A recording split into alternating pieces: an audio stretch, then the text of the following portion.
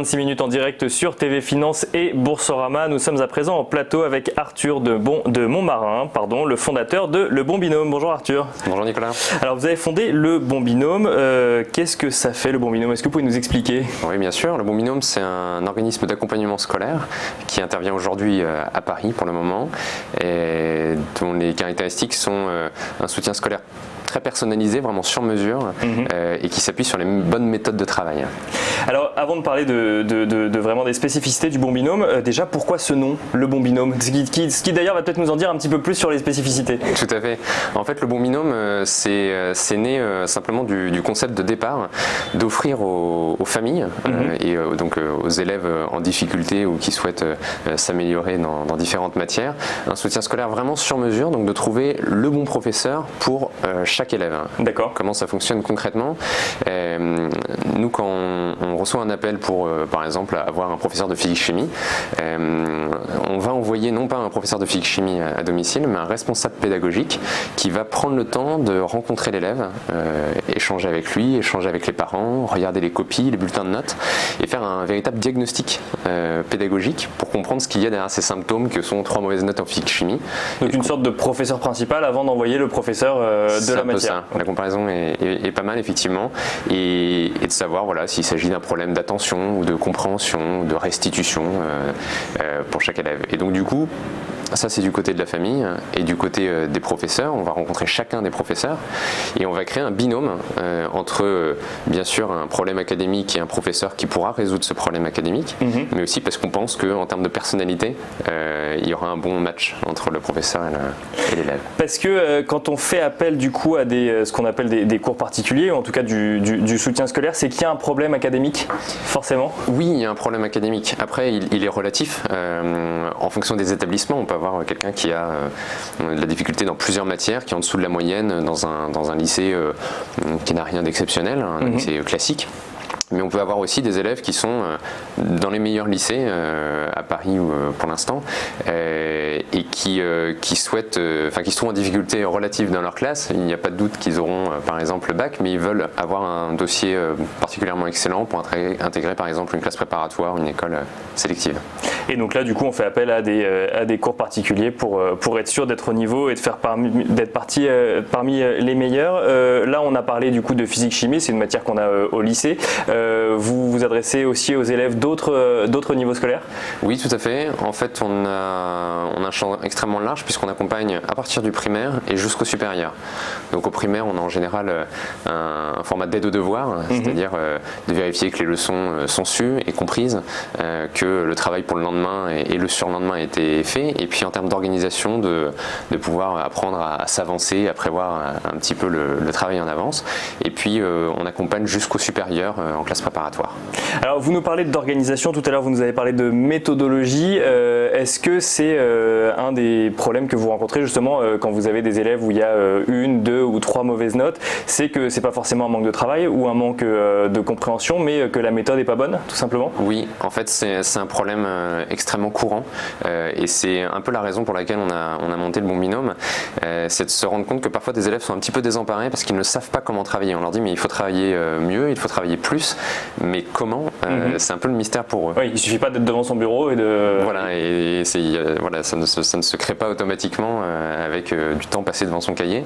Et donc du coup, on apporte de l'aide en méthodologie. Donc on a des stages de méthodologie qui sont inspirés en fait des neurosciences et de la gestion mentale et qui permettent de comprendre pour un élève comment fonctionne cet outil étrange qu'est leur cerveau, c'est-à-dire comment est-ce qu'on apprend efficacement. Par exemple, rester 2 heures devant un contrôle pour le réviser, c'est moins utile que de faire 2 fois 1 heure, par exemple, séparé dans le temps.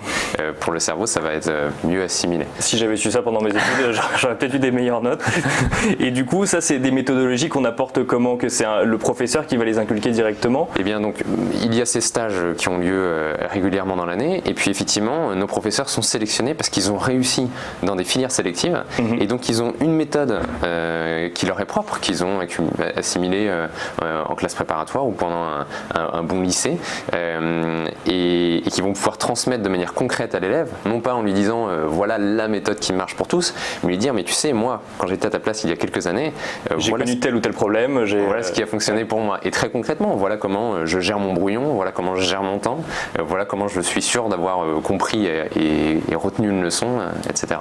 Et alors ces professeurs ils viennent d'où du coup, vous l'avez dit, ils ont réussi dans des classes, dans des filières donc du coup sélectives, c'est quoi, c'est des étudiants ou Ce sont des étudiants pour la partie cours particuliers. Pour le collectif, on a des professeurs de métier qui ont déjà tenu des classes. Mais effectivement, pour les cours particuliers, ce sont des étudiants et en fait, on les sélectionne sur deux critères. Un critère académique et un critère pédagogique. Académique, on les sélectionne sur dossier parce qu'ils sont issus effectivement, ils ont un bon résultat au bac, ils sont dans des filières sélectives. Et ensuite, on les rencontre pour valider la partie pédagogique, la mise en situation. Oui, c'est pas parce qu'on est bon à l'école qu'on sait forcément transmettre exactement. sa méthodologie. On a beaucoup de gens qu'on rencontre qui sont excellents sur le papier, mais qui sont incapables de transmettre. Vous avez totalement raison. Et du coup, sur la partie pédagogique, on les met en situation, on vérifie qu'ils sont capables. Sur la partie académique, on les teste également. Donner des cours jusqu'en terminale, eh bien, il résout un sujet de bac et il l'explique. Et puis aussi, ce que je disais au départ, on rencontre une personnalité, un humain, et on va le mettre en binôme avec un autre humain. Donc on a besoin de cette rencontre.